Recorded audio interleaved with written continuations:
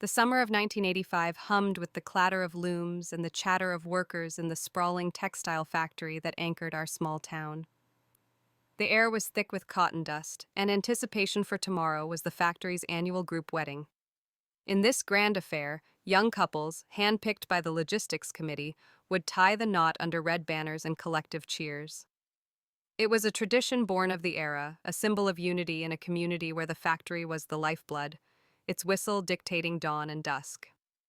As Susie Summers, I was one of the chosen brides, set to marry Ethan Cole, a college-educated junior leader whose charm had once felt like a promise of a better life. I stood in my cramped apartment, smoothing the creases of a modest white dress I'd sewn, the fabric a rare splurge from my meager wages. The mirror reflected a 24-year-old woman, her dark eyes weary but hopeful, her hands calloused from years of threading spindles. Ethan had been my anchor since I'd taken him in as an orphaned teenager, funding his education while I worked double shifts. We'd build a home together in the new unit he'd been assigned tomorrow, a step up from this peeling plaster and leaky faucet. The night before had been restless, not from nerves but from a vivid dream that felt like a visitation. In it, an ancestral spirit, cloaked in mist, her voice like rustling leaves, showed me a life I'd lived and lost. A life where I married Ethan only to face betrayal, violence, and death that stole my breath and my unborn child. "You are reborn," the spirit whispered, "to rewrite your fate." I woke with a start, my heart pounding, the vision etched into my soul. It was no mere dream but a gift, a chance to break free from a cycle of pain. I clutched the jade pendant my grandmother had left me, its cool weight grounding me in this second life. A sharp knock shattered my thoughts. I opened the door to find Emily Parker, Ethan's college classmate, standing on the threshold. Her belly swelled unmistakably beneath a faded blue dress, her auburn hair pulled back to reveal a face both defiant and desperate. "Susie Summers?" she asked, her voice edged with bravado. "I'm pregnant. It's Ethan's." The words should have gutted me, but the spirit's vision had steeled my heart. I saw Emily not as a rival, but as a woman shaped by her struggles. Orphaned like Ethan, she'd clung to him in college, her dreams of a teaching career dashed by a society that offered few paths for women without families. A drunken night after graduation had led to this, a child she saw as her only claim to stability in a town where unwed mothers faced scorn. Her eyes darted, searching for weakness, but I held her gaze, calm and unshaken. "I see," I said, my voice steady. "Come in, Emily." She hesitated, expecting tears or rage, but followed me inside. The apartment smelled of boiled cabbage and old wood, its single bulb casting harsh shadows. I poured her tea, and the chipped cup reminded me of my sacrifices for Ethan.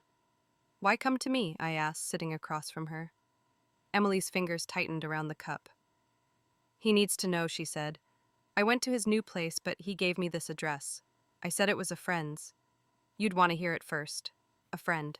The words stung, but the spirit's warning echoed. Ethan's heart was never mine. The factory's culture amplified his duplicity. Men like him, with their rare college degrees, were kings here, expected to lead while women like me toiled and obeyed. Group weddings, for all their festivity, often sealed such imbalances, binding women to men who saw them as secondary.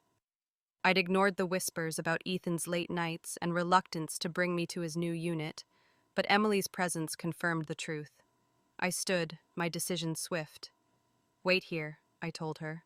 I crossed the room to the rotary phone, its cord tangled from years of use, and dialed the factory's logistics office. Comrade Lynn, the gruff manager, answered. "Susie? What's wrong? It's late. I need to change the wedding registry," I said. "Ethan Cole's bride won't be me. It'll be Emily Parker. She's with his child." There was a pause, then a sigh. "This is irregular, Susie. The banners are already printed. Are you sure?" "Yes," I said, glancing at Emily, who watched me with a mix of suspicion and relief. "I'm sure." Hanging up, I turned to her. "You'll marry him tomorrow. I'll take you to Ethan's place tonight to settle things." Emily's mouth parted, but no words came. She'd expected a fight, not surrender, but this was no defeat. The spirit's gift had shown me a path beyond Ethan's betrayal, where I could reclaim my life. As we entered the humid night, the factory's smokestacks loomed against the stars. a reminder of the world I'd navigate anew. Tomorrow's wedding would go on, but not for me. This rebirth was my first act of defiance and felt like freedom. The night air clung to Susie's skin as she led Emily through the factory town's narrow lanes, the distant hum of machinery a constant pulse. Her modest heels clicked against the cracked pavement, each step a reminder of the life she was leaving behind. The ancestral spirit's vision from the previous night burned in her mind, a reel of memories from a past life that had ended in betrayal and blood. As she walked, guiding Emily toward Ethan's apartment, Susie's thoughts drifted to that other life, a cautionary tale of love misplaced and a warning to rewrite her fate. Susie had stood at the same crossroads in that past life, facing Emily's pregnancy with a heart too soft to turn away. She'd hidden the truth, swallowing her pain like the bitter herbal teas her mother once brewed for resilience. The factory's group wedding had gone ahead, her name beside Ethan's on the red banners, the crowd's cheers drowning her doubts. She'd worn the same white dress, its stitches a testament to her hope, and vowed to build a life with Ethan Cole, the orphan she'd lifted from poverty. With its rigid hierarchy, the factory celebrated such unions. Women like Susie, dependable spinners, were expected to anchor men like Ethan, whose college degree marked him for leadership. But love, she learned, was no match for deceit. Heartbroken and shunned, Emily boarded a green train back to her rural hometown. Her pregnancy was a secret Susie kept to preserve Ethan's reputation. The train, rickety and overcrowded, shuddered through the night. Somewhere past the provincial border, Emily went into premature labor. No doctor, no hospital, just the wails of passengers and the cold steel of the carriage floor.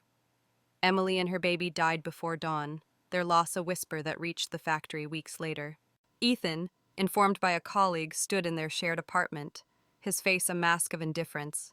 He said she should have been more careful, turning away to polish his work boots. Susie had clung to him, believing his coldness was grief. She worked harder, her fingers raw from looms, to keep their home. A cramped unit like her current one, its walls stained with dreams of better days. The factory's culture demanded such sacrifice. Women cooked, cleaned, and bore children while men climbed the ranks.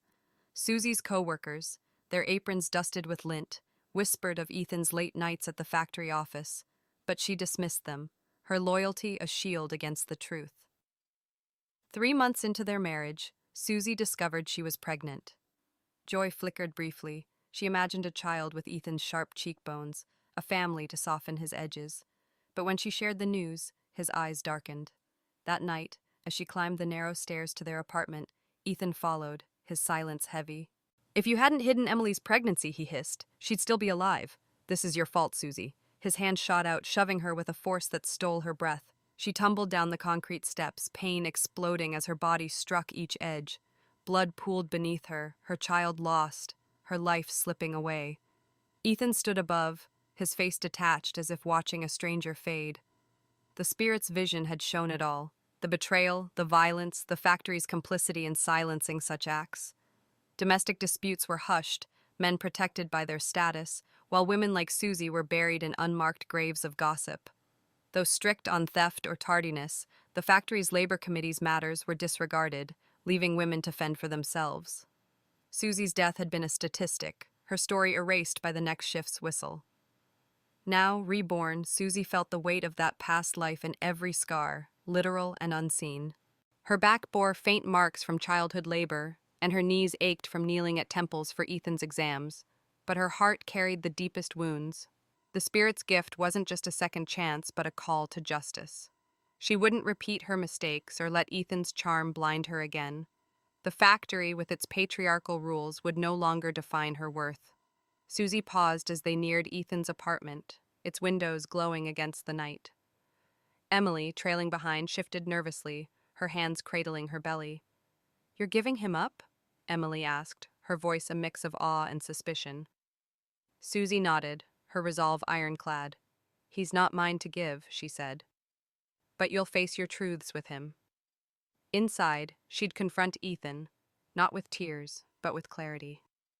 The factory's group wedding would bind him to Emily, a choice that would unravel his carefully crafted facade. Susie's healing had begun, not through vengeance but through release. She'd journal her pain, as she'd later learn from the factory's women's group, and find strength in their shared stories. Ethan's cruelty, she knew, would face the consequences. Not just her withdrawal, but the factory's codes, which she'd invoke if he crossed her again. The spirit's vision had lit a path, and Susie walked it with eyes wide open, ready to reclaim her life. The factory town's streets were quiet, save for the distant clank of cooling machinery and the occasional bark of a stray dog. Susie Summers led Emily Parker toward Ethan Cole's new apartment, the weight of her past life's memories pressing against her resolve. The ancestral spirit's vision had clarified her. Ethan's betrayal was no surprise, but facing it in this reborn life demanded courage. The apartment building loomed ahead, its concrete facade symbolizing the factory's promise of progress. This promise often favored men like Ethan, whose college degree and charm opened doors women like Susie could only knock on. Inside, the hallway smelled of fresh paint and ambition, contrasting with Susie's shabby unit. Ethan's door, marked with a shiny brass number, stood ajar, light spilling onto the linoleum. Susie knocked sharply, her knuckles steady despite the storm within. Emily stood behind, her pregnant belly a silent challenge, her eyes flickering between defiance and fear. She'd come seeking Ethan's protection, driven by a desperate need to secure a future in a town where unwed mothers were whispered about in break rooms. Orphaned and jobless, Emily saw Ethan as her lifeline, her one night with him a reckless bid for belonging. Ethan appeared, his shirt untucked, a glass of rice wine in hand. His sharp features softened with surprise, then hardened as he saw Emily. "Susie? What's going on?" His voice was smooth, but a twitch in his jaw betrayed panic.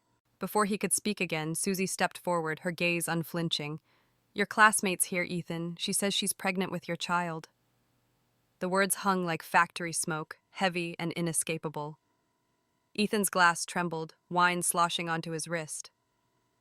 "What nonsense is this?" he stammered, pulling Susie into the apartment and shutting the door on Emily. The room was sparse but modern. New curtains, a lacquered table, details Susie had never been invited to share. "Who's pregnant?" "I don't know anything about this," he insisted, his eyes darting to the door as if willing Emily away. Susie crossed her arms, the spirit's vision sharpening her perception. In her past life, she'd have crumbled, but now she saw Ethan's lies for what they were. "Don't play dumb," she said. Emily's outside, and her condition speaks for itself. The factory's culture loomed over them. Men like Ethan, junior leaders with crisp Dacron suits, were rarely questioned. Their indiscretions swept under the communal rug. Women, meanwhile, bore the shame, their voices drowned by the loom's roar. Ethan set the glass down, forcing a laugh. "Susie, you're overreacting. Let me explain." But the door creaked open and Emily stepped in, her belly unmistakable under the dim bulb. Ethan's gaze snapped to her, softening, with a tenderness Susie had rarely seen. He crossed the room, his hand hovering near Emily's arm. "Emily, what are you doing here? Why didn't you tell me you were coming?" The shift was a knife to Susie's chest, but she held her ground. Emily, sensing her advantage, leaned into Ethan's concern. "She said I went to your address," and her voice was sweet but calculated. "But this young lady opened the door." She nodded at Susie, her eyes glinting with mischief. "Ethan, you said it was a friend's place. A friend." The word echoed Susie's past life when Ethan had kept her at arm's length, and her sacrifices, funding his college and securing his factory job, were reduced to footnotes. The factory's patriarchal code, where women cooked and men commanded, had enabled his duplicity. Susie's apartment had been his mailing address for years, a detail he'd never changed, even after moving here to prepare our marital home. Now she saw the truth. This space was Emily's, not hers. Ethan's hand tapped nervously against his thigh, a telltale sign of an impending lie. "He told Emily I must have given you the wrong address," avoiding Susie's eyes. "This is just temporary." He waved vaguely at the room, as if it weren't the future he'd planned without her. Susie's throat tightened, but she refused to break. The spirit's gift wasn't just foresight, it was strength. She thought of the factory's women's group she'd later join, their stories of resilience inspiring her to write her own. This moment was her first step toward healing, a quiet rebellion against a system that expected her to endure. So I'm just a friend? She asked, her voice low but piercing. After everything, Ethan? He flinched, but Emily spoke first, her tone pitiful. Ethan, I don't even know if you're married. I'm carrying your baby and I've nowhere else to go. She caressed her belly, playing the victim to perfection. In her mind, this was survival. Securing Ethan meant escaping the stigma that haunted women like her. The factory's gossip mill, a relentless judge. Ethan waved a hand, his confidence returning. Married? I don't even have a girlfriend. The lie was bold, a dismissal of Susie's years of devotion. The factory's ethos, where men's words carried weight, emboldened him. Susie's pain sharpened, but so did her clarity. She wouldn't beg for a place in his life. I see, she said, stepping back. Then I'll leave you two to sort this out. Her voice was calm, but inside she vowed to hold Ethan accountable, not with tears, but with action. Though slow to act on personal matters, the factory's labor committee could be swayed if she framed his deceit as a breach of conduct. For now, she'd let Emily's presence unravel him. As Susie turned to leave, Ethan's eyes flickered with unease, sensing her shift. Susie, wait, he started, but Emily's soft cough drew him back, her fragility a leash. Susie walked out, the door clicking shut behind her. The night air cooled her flushed cheeks, and she clutched her jade pendant, the spirit's whisper urging her forward. This confrontation wasn't defeat, it was the spark of her rebirth, a promise never again to be Ethan's shadow. The fluorescent light in Ethan Cole's apartment buzzed faintly, casting stark shadows on the lacquered table where Susie Summers stood, her resolve a quiet fire. The confrontation had laid bare Ethan's deceit, his claim that she was merely a friend, a wound sharpened by the ancestral spirit's vision of her past life's betrayals. Pregnant and poised at the room's edge, Emily Parker clutched her faded dress, her eyes darting between Susie and Ethan. The factory town outside slumbered, its smokestacks silent. But within these walls, a storm brewed, one fueled by desperation, neglect, and the weight of unspoken truths. Emily's presence was a mirror of the factory's unforgiving code. Orphaned at 15, she'd scraped through college on scholarships, her dreams of teaching crushed by a society that valued women as wives or workers, not scholars. Ethan, with his easy charm, had been her anchor during those years, a fleeting romance culminating in a drunken night after graduation. Now, pregnant and jobless, Emily saw Ethan as her salvation, a shield against the factory's gossip mill that branded unwed mothers as pariahs. Her belly was her burden and bargaining chip, and she wielded it with a mix of fear and cunning. Ethan, she said, her voice soft but pointed, won't your friend mind me staying here? The word friend stung Susie anew, a reminder of Ethan's dismissal of their engagement. The factory's patriarchal norms, where men like Ethan, junior leaders with polished shoes and college degrees, held sway, enabled such callousness. Women like Susie and Emily were expected to compete for their favor, their worth measured in meals cooked or children born. Susie had spent years supporting Ethan, her wages funding his textbooks, her pleas securing his factory job. Yet here she stood, reduced to an outsider in his carefully curated world. Ethan, his nervous hand-tapping stilled, turned to Emily with a gentleness that pierced Susie's heart. Of course you can stay, Emily, he said, his tone that of a savior. You need rest. He gestured to a cushioned chair, ignoring Susie's presence. To Susie, he offered a perfunctory glance. We'll sort this out, Susie. It's not what it looks like. But his eyes, fixed on Emily's belly, betrayed his priorities. The apartment, with its new curtains and polished floors, was no marital home for Susie. It was Ethan's stage, and Emily was the star. Emily settled into the chair, her fingers fidgeting with a loose thread. She said, I don't want to cause trouble, her pitiful act honed by years of navigating a world that offered her little. But I'm carrying your child, Ethan. I don't even know if you're married. Her glance at Susie was deliberate, a challenge wrapped in vulnerability. In her mind, securing Ethan meant legitimacy, a marriage certificate to silence the factory's whispers, a home to replace the dorms she'd outgrown. She'd heard of Susie's devotion, the woman who'd mothered Ethan through his youth, but Emily saw her as a rival to outmaneuver. Susie's chest tightened, but the spirit's vision steadied her. She'd have pleaded for Ethan's loyalty in her past life, but now she saw the futility. The factory's culture, with its group weddings and communal feasts, glorified men's ambitions while women's sacrifices went unnoticed. Susie had cooked for Ethan weekly, her small apartment a haven he'd abandoned for this new unit, claiming it needed fixing up for their future. Now she understood. He'd always intended this space for Emily, her pregnancy a convenient excuse to rewrite their story. "I'm not married," Ethan said, his voice firm, as if Susie's existence were a footnote. No girlfriend either. The lie was brazen, a denial of the ring Susie had worn, now tucked in her pocket. Its cheap metal symbolized her naivety. Ethan's confidence, bolstered by the factory's leniency toward men's mistakes, made him untouchable, or so he thought. Susie, however, was already planning her next move. Though reluctant to meddle in personal affairs, the Labor Committee could be swayed by a formal complaint of deceit, especially if it threatened factory harmony. Susie's silence was her strength, a seed of healing in this moment of betrayal. She thought of the women's group she'd later join, their shared stories of endurance, a balm for her wounds. Journaling, a practice she'd adopt, would help her process this pain, but she drew on the spirit's clarity for now. "If that's how it is," she said, her voice steady, "I'll leave you both to it." She stepped toward the door, her movements deliberate, each one a rejection of Ethan's hold over her. Ethan's eyes flickered with unease, sensing a shift he couldn't control. Susie understood he called, but Emily's soft murmur, "Ethan, I'm feeling dizzy," pulled him back. He hovered over her, his concern a performance Susie no longer believed. Though manipulative, Emily's desperation was rooted in survival, a mirror to Susie's past sacrifices, but Susie refused to compete in this rigged game. The factory's smokestacks loomed like sentinels as she entered the humid night. Susie clutched her jade pendant. The spirits whispered a guide. This was not defeat, but a declaration of independence. Ethan's neglect had freed her, and Emily's desperation would bind him. Tomorrow, the group wedding would seal their fate, while Susie walked a new path where her worth wasn't tied to a man's promises, but to her unbreakable spirit.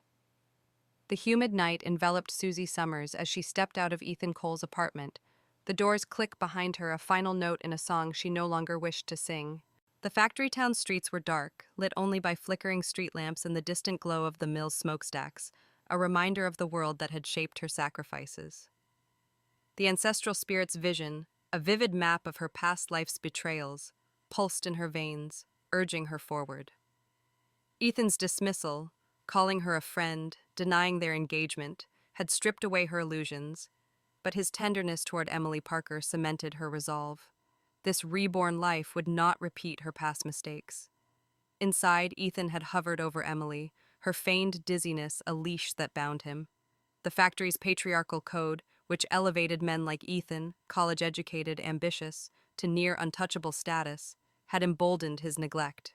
Women like Susie, who toiled at looms and cooked for men's futures, were expected to endure such slights. Susie had spent years nurturing Ethan, her wages buying his textbooks, her pleas securing his factory job. Yet, he'd relegated her to the margins, his new apartment a stage for Emily's drama. The spirit's gift had shown her this truth. Ethan's heart was a locked door, and she no longer sought the key. Susie walked briskly, her modest heels echoing on the pavement, each step a shedding of her old self. The factory's group weddings, with their red banners and communal feasts, were spectacles of unity, but they often masked imbalances, women bound to men who saw them as secondary. Susie had dreamed of such a wedding, her white dress a symbol of hope, but now she saw it as a trap. Emily, pregnant and desperate, was no rival but a mirror of the factory's cruelty, her manipulation a survival tactic in a town that shunned unwed mothers. Susie's pain was real, but so was her clarity. She would not compete for Ethan's scraps.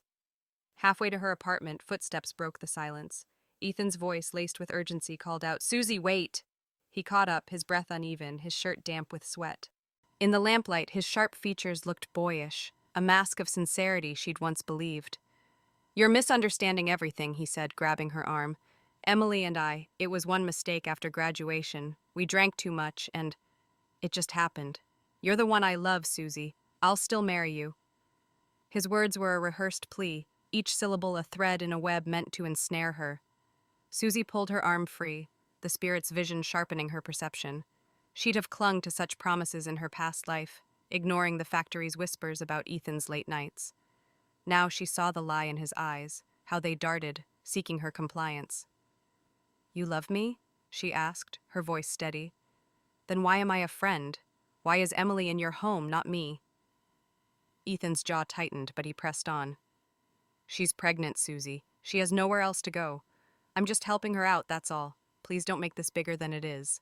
His tone carried the factory's arrogance. Men like him, junior leaders with Dacron suits, expected women to acquiesce. The labor committee, though strict on production quotas, rarely disciplined personal misconduct, leaving women like Susie to navigate betrayal alone. But Susie was no longer that woman. Her silence unnerved him, and he softened his voice. Come on, Susie, you're reasonable. You know I'm yours.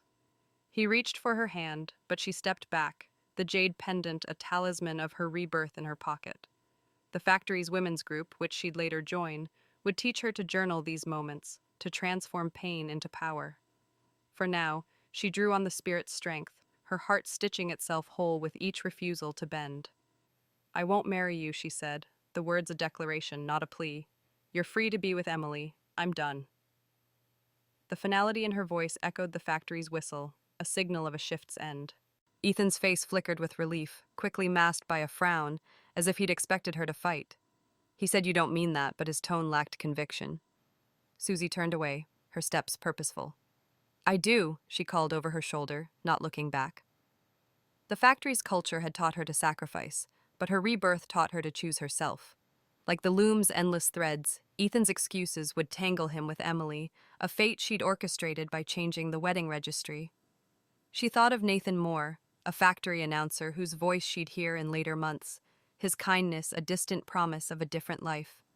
For now, her healing began here, in this silent departure, a vow to never again be Ethan's shadow. As she reached her apartment, the familiar creak of the door welcomed her. Inside, Ethan's belongings, textbooks, a worn jacket, sat in a corner, relics of her past devotion. She'd pack them tomorrow, each item a step toward freedom. She mused that the factory's labor committee could be her ally if Ethan's deceit escalated. A formal complaint could stain his record, a small justice in a system that favored him. The spirit's whisper urged her on. This was her moment to rise and walk a path where her worth was hers. The dawn broke over the factory town, its smokestacks exhaling plumes into a gray sky, a fitting backdrop for Susie Summers' unraveling world.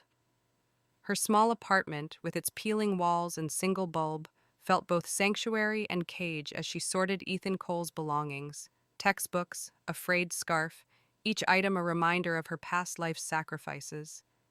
The ancestral spirit's vision, a searing memory of betrayal and death, fortified her resolve. Last night's departure from Ethan's apartment, where he'd dismissed her as a friend to prioritize Emily Parker, had been her first act of rebellion. Now she faced the consequences of her defiance in a factory culture that demanded women's silence. Susie's hands trembled as she tied a sack of Ethan's things, her mind replaying his hollow promises. You're the one I love. The factory's patriarchal code, which crowned men like Ethan, college graduates with crisp titles, untouchable, had enabled his deceit.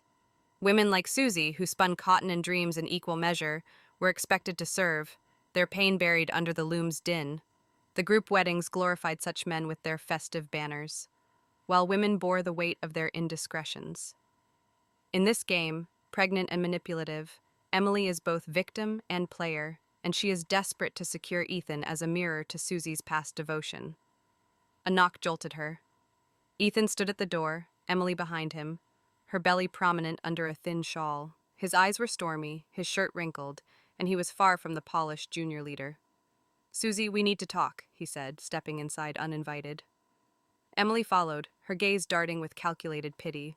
She'd pinned her future on Ethan, her orphaned past and failed ambitions leaving her no other path in a town that scorned unwed mothers.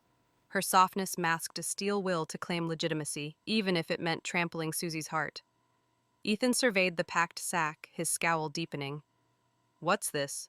You didn't cook? Emily's been on a train for days, Susie. She needs a proper meal. His tone carried the factory's entitlement, where men expected women to cater, their needs secondary. Susie's past life flashed, cooking for Ethan weekly, her small stove a shrine to his comfort, while he planned a future with Emily in his new unit. The spirit's vision had exposed this truth, and she refused to play the role again. Susie said, I'm not your maid, her voice low but firm. She moved to the door, seeking escape, but Ethan blocked her path. You're being unreasonable, he snapped. Emily's carrying my child. Show some compassion, Emily said, her voice saccharine. Maybe Miss Susie doesn't welcome me. We shouldn't bother her. Her words were a trap, designed to paint Susie as petty, stirring the factory's gossip mill that thrived on such dramas. Susie's patience snapped. I'm done serving you both, she said, pushing past Ethan, but his hand shot out, grabbing her wrist with bruising force. He yanked her back, her body slamming against the stairwell's concrete railing. Pain flared through her ribs, a cruel echo of her past life's fatal fall. Don't go too far, Susie, Ethan growled, his face inches from hers. I only scolded you a little, and now you're giving me attitude? I've explained everything. What more do you want? The factory's leniency toward men like Ethan fueled his rage. Junior leaders faced few repercussions for personal matters. Neighbors peeked from their doors, their whispers a chorus of judgment, the gossip mill already spinning tales of Susie's defiance. Emily, seizing the moment, raised her voice. Miss Susie, you're not trying to pin something on Ethan, are you? We women should respect ourselves. Laced with feigned virtue, her accusation aimed to shame Susie, protecting her precarious claim to Ethan. Susie gasped, pain radiating, but the spirit's strength surged within her. In her past life, she'd endured Ethan's cruelty, marrying him despite his betrayal, only to die by his hand. Now, she met his glare with cold defiance. Get out, Ethan, she hissed, shoving him with all her might. He stumbled, shock flashing across his face. What did you say? He sputtered, pointing at himself as if her rebellion defied the factory's order. Emily's eyes widened, her plan backfiring. She needed Ethan's commitment, not his unraveling, but Susie's strength threatened her leverage. The neighbors' whispers grew louder, their judgment now split between Susie's boldness and Ethan's aggression. Susie straightened, ignoring the throbbing in her side. You heard me, she said, her voice cutting through the humid air. We're done. She slammed the door, locking it with a trembling hand. Inside, she sank to the floor, her breath ragged. The pain was physical, but the victory was hers. The factory's women's group, which she'd join soon, would teach her to journal such moments, turning scars into stories of resilience. For now, she clung to the spirit's whisper, healing rooted in this act of defiance.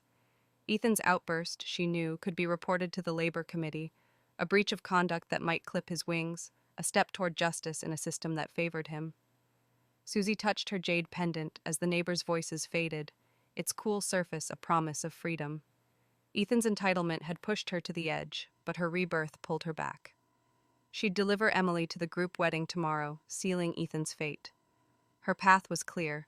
No longer his shadow, she'd forge a life where her strength, not his promises, defined her. The morning sun filtered through Susie Summers' apartment window, casting a pale glow on the sack of Ethan Cole's belongings, a silent testament to her resolve. Her ribs ached from last night's violent encounter when Ethan had slammed her against the stairwell railing, his entitlement fueled by the factory's leniency toward men. The ancestral spirit's vision, a vivid recounting of her past life's betrayal and death, fortified her. In that life, she'd endured Ethan's cruelty, marrying him only to perish. Now reborn, she refused to be his victim. The factory town's hum, looms clattering, workers' chatter, urged her to act, to rewrite her fate in a world that expected women's silence. Susie touched the bruise on her side, wincing but undeterred. The factory's patriarchal code, which exalted men like Ethan, college-educated junior leaders, as pillars of progress, had emboldened his aggression. Women like Susie, whose hands were calloused from spinning cotton, were expected to serve and forgive, and their pain was dismissed as personal. But the spirit's gift had awakened her to a new truth. Her worth wasn't tied to Ethan's approval.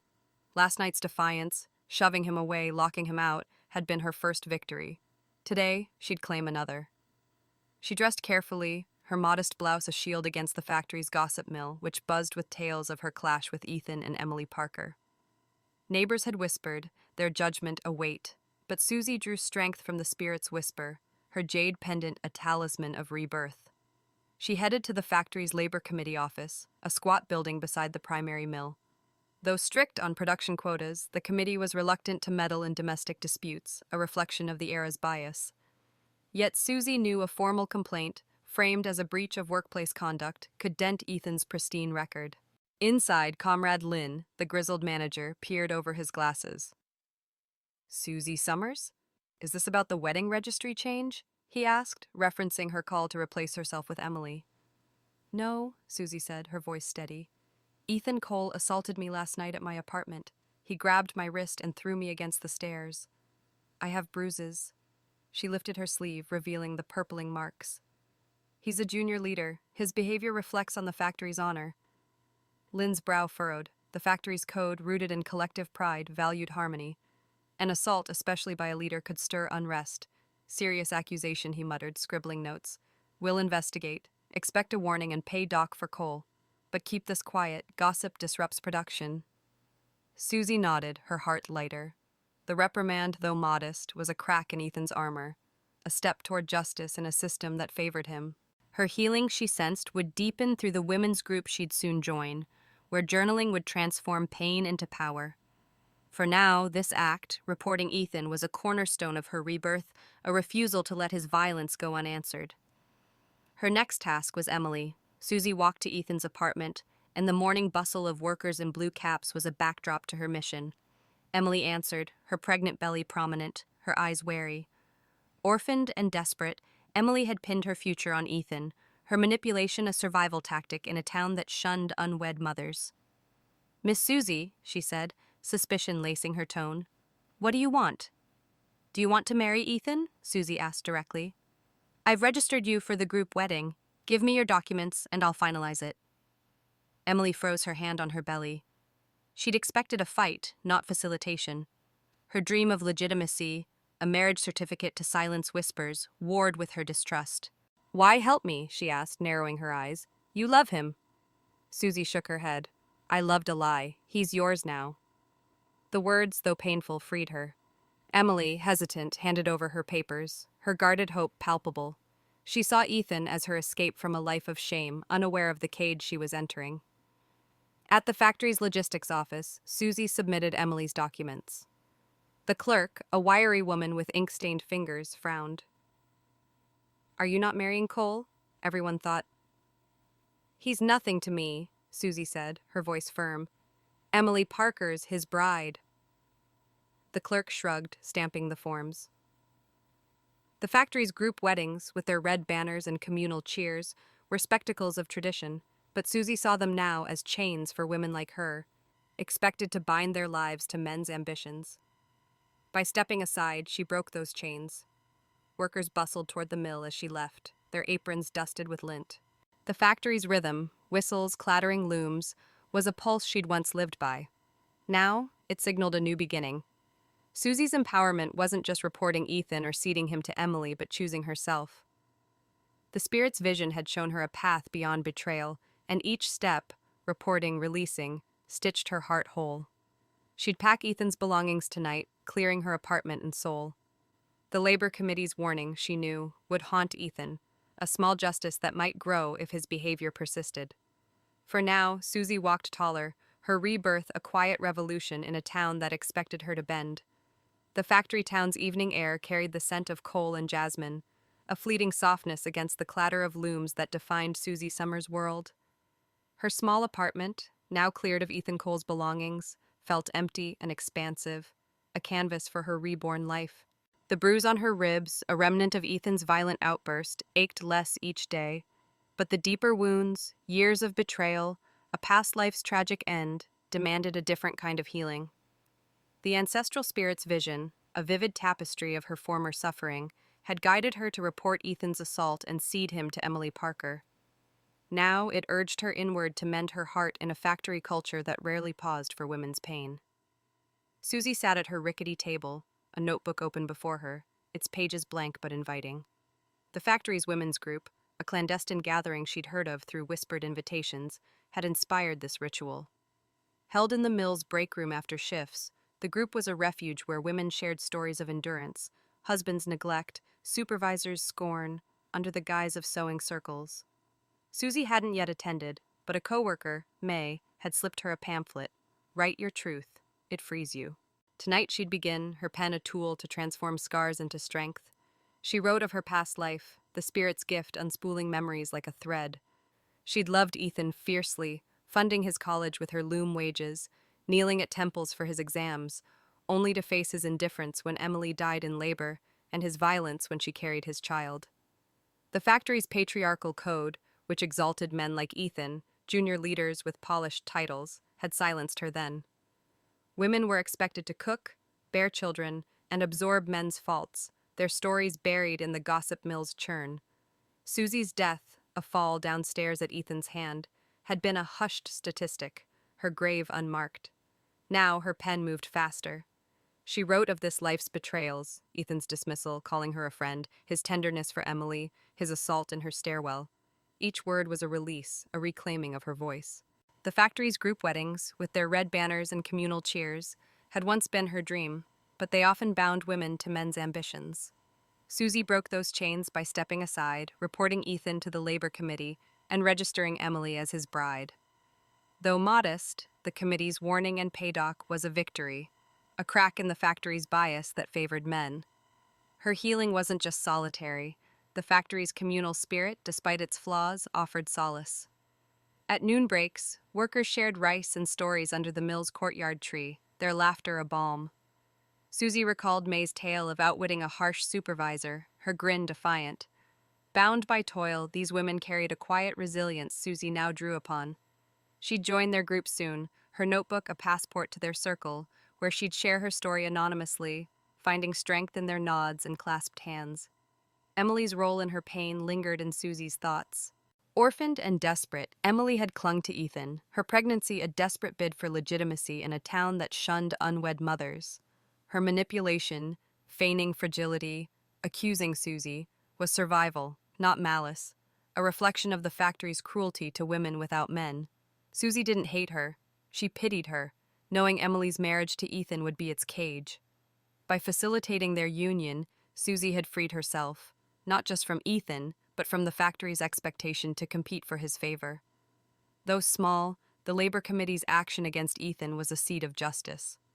Susie mused on its impact. His docked pay would sting, and the warning would taint his record, a rare consequence in a system that shielded men. If Ethan's behavior persisted, she'd push further, her complaint a lever to demand accountability. Though skewed, those who dared could wield the factory's honor code, and Susie was learning to dare. Her healing, rooted in these acts, was a quiet revolution, each journal entry a brick in a new foundation. As the night deepened, Susie closed her notebook, her heart lighter. Once crowded with Ethan's presence, the apartment now held only her, a woman reborn. She touched her jade pendant, the spirit's whisper, a guide. Healing was not erasing pain, but building atop it. Tomorrow the group wedding would bind Ethan and Emily, a fate she'd orchestrated. Susie's path lay elsewhere, toward a life defined by her strength. She imagined the women's group, their stories weaving a tapestry of survival, and felt a spark of belonging. The factory's whistle would sound at dawn, but for now, Susie rested, her reflection a beacon in the dark. The factory town awoke to a blaze of red banners strung across the mill's courtyard like arteries of celebration. The group wedding, a cornerstone of 1985's communal spirit, transformed the gritty textile plant into a stage of hope and tradition. Workers in crisp blue caps bustled, their chatter mingling with the clatter of looms, as grooms in new Dacron suits clutched flowers, awaiting brides from decorated buses. Susie Summers stood apart, her modest suitcase packed, ready to board a different bus, one bound for a new factory assignment far from Ethan Cole's shadow. The ancestral spirit's vision, a haunting guide through her past life's betrayals, had led her here. A reborn woman, free of the factory's chains.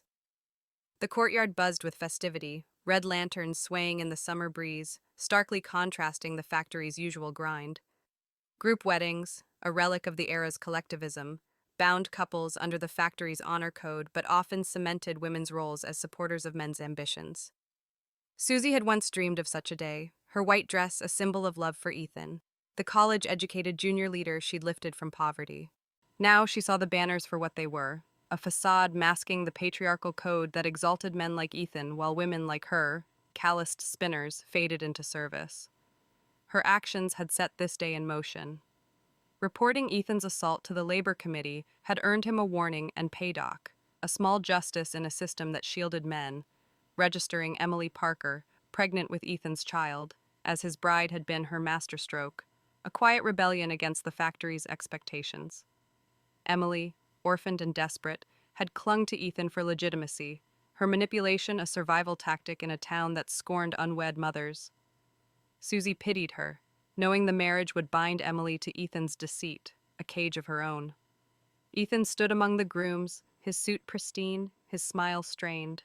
He expected Susie, believing her registry change a bluff, his arrogance rooted in the factory's bias.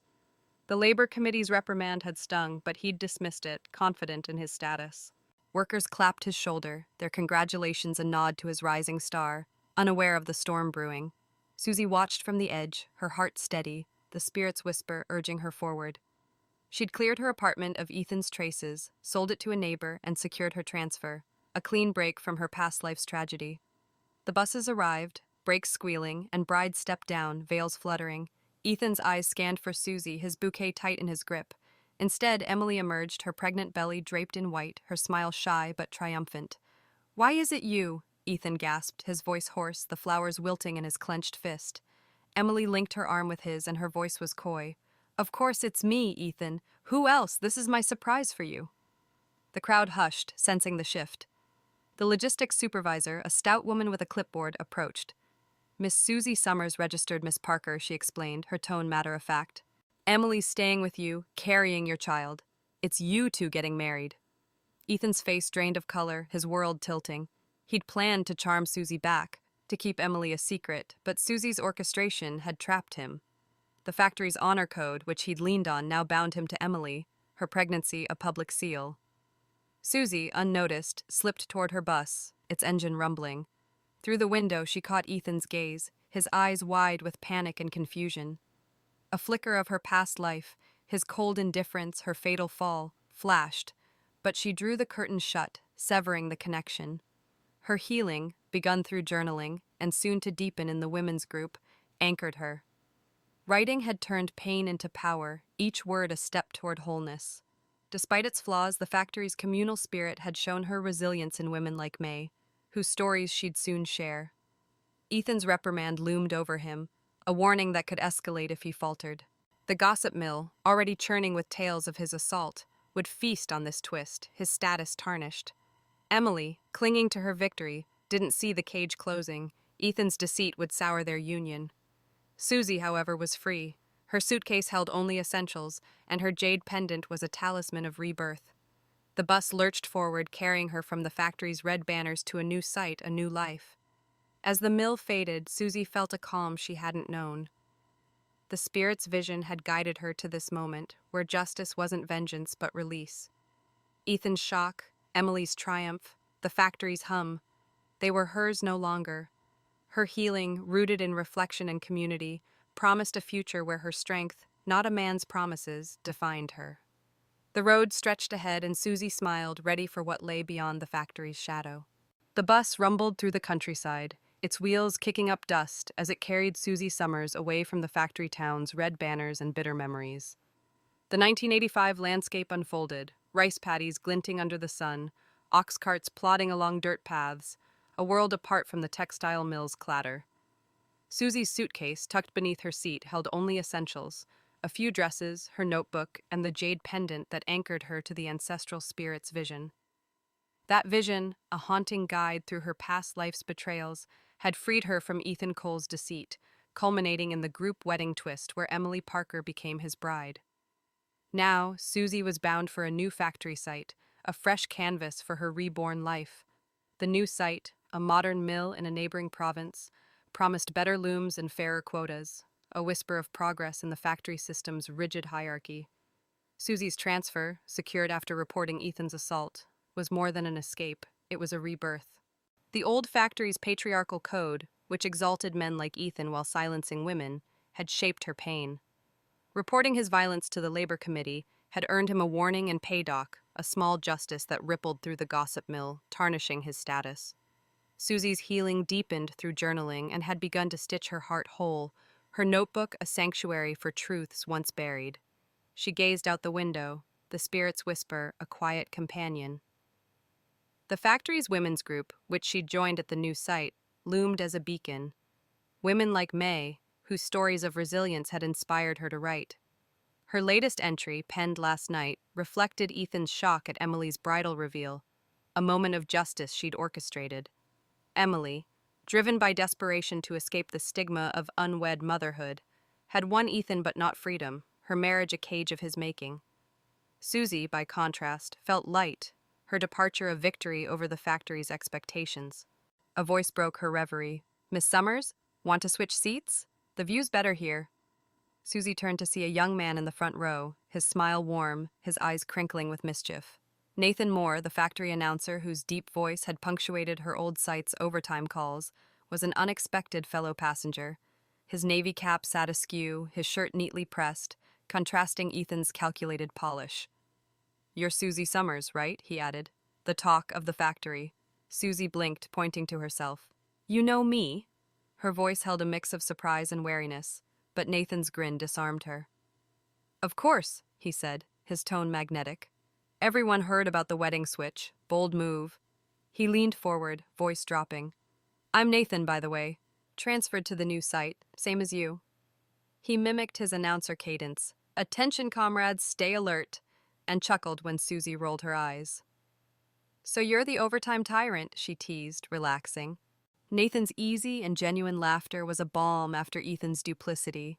He shared his story as the bus swayed. Raised by a single mother who sewed for the factory, he'd earned a college degree through grit, leading student unions before joining the mill. His transfer, he admitted, was partly inspired by Susie's request. He'd admired her quiet strength, her defiance of the factory's gossip mill. "He said you didn't let them define you," his gaze steady. "That's rare." The factory's culture, communal breaks, and shared struggles fostered such connections, even amidst its patriarchal flaws. Nathan explained that workers at the new site were younger, and their spirits were less crushed by tradition. Susie felt a spark of hope, her healing bolstered by this unexpected ally. Her journaling had taught her to trust her instincts, and Nathan's kindness, helping with her suitcase and offering his seat, felt like a promise of a different kind of man who valued her as an equal. Susie reflected on her journey as the bus neared the new mill. Its sleek buildings contrasted with the old site's grit. Ethan's reprimand, a labor committee warning, lingered as a warning. Further missteps could cost him more, a justice she'd helped ignite. Now praising her courage, the gossip mill's whispers were a small triumph. Emily, bound to Ethan, faced a future Susie had escaped, her desperation a lesson in the factory's cruelty to women without power. The bus stopped, and Nathan retrieved Susie's suitcase, his grin boyish. "Ready for a new start, Miss Summers?" he asked, hoisting his bag. Susie nodded, her heart open to possibility. The factory's whistle sounded, a call to work and community. Her healing, rooted in reflection and now budding through Nathan's warmth, was a foundation for a life undefined by Ethan's shadow. The spirit's vision had led her here where her strength, not a man's promises, would shape her future. The new factory site hummed with the rhythm of modern looms, its air cleaner than the old mill's dusty haze, a fitting backdrop for Susie Summers' reborn life. Months had passed since she'd left Ethan Cole and Emily Parker for their factory wedding, a twist she'd orchestrated to break free. The 1985 countryside, with its sprawling paddies, framed the new mill, where workers shared rice under a courtyard tree, their camaraderie a balm. Susie's healing, nurtured through journaling and the women's group, had woven her into this community. The ancestral spirit's vision, a guide through her past life's tragedies, steadied her as she walked beside Nathan Moore, whose kindness hinted at a future untainted by betrayal. The factory's culture here was less stifling, its younger workers challenging the patriarchal norms that had exalted men like Ethan at the old site. Susie thrived, her loom work praised, her notebook filled with reflections on her escape from Ethan's deceit. The women's group, meeting in a lamplit break room, had become her sanctuary. Stories of resilience, like May's defiance of a harsh foreman, mirrored Susie's own. Nathan, the site's announcer, had become a friend, his voice no longer tied to overtime dread but to shared laughs. Raised by a single mother, he'd earned his college degree through grit, his admiration for Susie's courage sparking a bond she was only beginning to trust. One afternoon, as Susie and Nathan left the mill, a disheveled figure blocked their path. Ethan Cole, his hair unkempt, his shirt stained, looked a shadow of the junior leader he'd been. The old factory's labor committee reprimand, a warning and pay dock for assaulting Susie, had dented his status, the gossip mill amplifying his shame. He'd transferred here, married to Emily, desperate to reclaim his narrative. "Susie," he rasped, eyes red. "What are you doing with him?" Susie stopped, her heart steady. The spirit's vision, Ethan's past life violence, her fatal fall, flashed, but she stood tall. Sensing the tension, Nathan stepped closer, his presence a quiet shield. "And why does it matter who I'm with?" Susie replied, her voice calm. The factory's new ethos, less bound by old biases, emboldened her. Ethan's accusation, rooted in the old site's entitlement, felt hollow here. Ethan's face twisted. "You were supposed to be my wife. How could you let Emily marry me? You know I wanted you." His voice cracked a mix of rage and despair. The new site's workers glanced over, their curiosity a faint echo of the old gossip mill. Susie met his gaze, unflinching. "You chose Emily. You ignored me, lied to me, hurt me. Why is she pregnant with your child, Ethan?" He froze, mouth agape, unable to answer. Nathan intervened, his tone even. "Let's all calm down." But Ethan shoved him, his desperation spilling over. "Stay out of this, Moore. You've wanted Susie all along, haven't you? You followed her here." Nathan, unfazed, shook his head, his college days leading unions giving him a steady resolve. "You're wrong," he said. "I came for a promotion, but stayed because Susie's worth more than your lies." Emily appeared, her pregnant frame heavy, her face etched with exhaustion. Her dream of legitimacy through Ethan had soured, his demotion and temper straining their bond. "Susie, you schemed this," she accused, voice shrill. "You gave me Ethan to make him hate me." Her desperation, once manipulative, now bordered on despair, the factory's stigma for women like her a relentless weight. Susie sighed, pity outweighing anger. "Your choices, Emily, not mine," she said. "This has nothing to do with me now." Ethan, enraged, lunged at Emily, slapping her cheek. "Why are you here?" he snapped, dragging her aside. Emily crumpled, blood seeping from a sudden nosebleed, her body swaying. Gasps erupted as workers crowded around. Nathan, quick and calm, lifted her, rushing her to the factory's medical cart. "Get the doctor!" he called, his leadership cutting through the chaos. Ethan stood frozen, murmuring a weak, "I'm sorry," before trailing after, his world unraveling. The incident, public and undeniable, sealed Ethan's fate. The new site's stricter honor code, less tolerant of men's excesses, prompted a swift response. The labor committee, alerted by witnesses, suspended Ethan, stripping his leadership role and demoting him to a floor worker. Now kinder to Susie, the gossip mill painted him as a cautionary tale.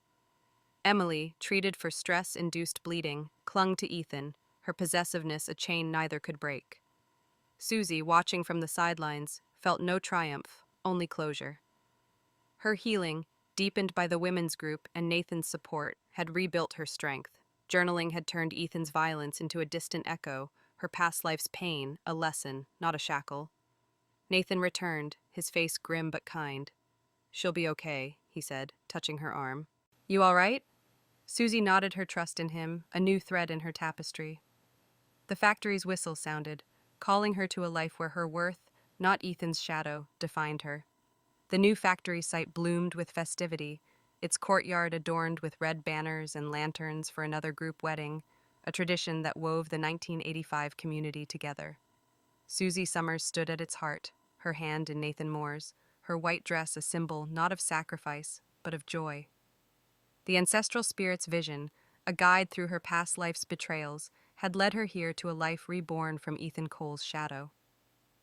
The mill's modern looms hummed softly, contrasting with the old site's grit, their rhythm echoing Susie's newfound peace.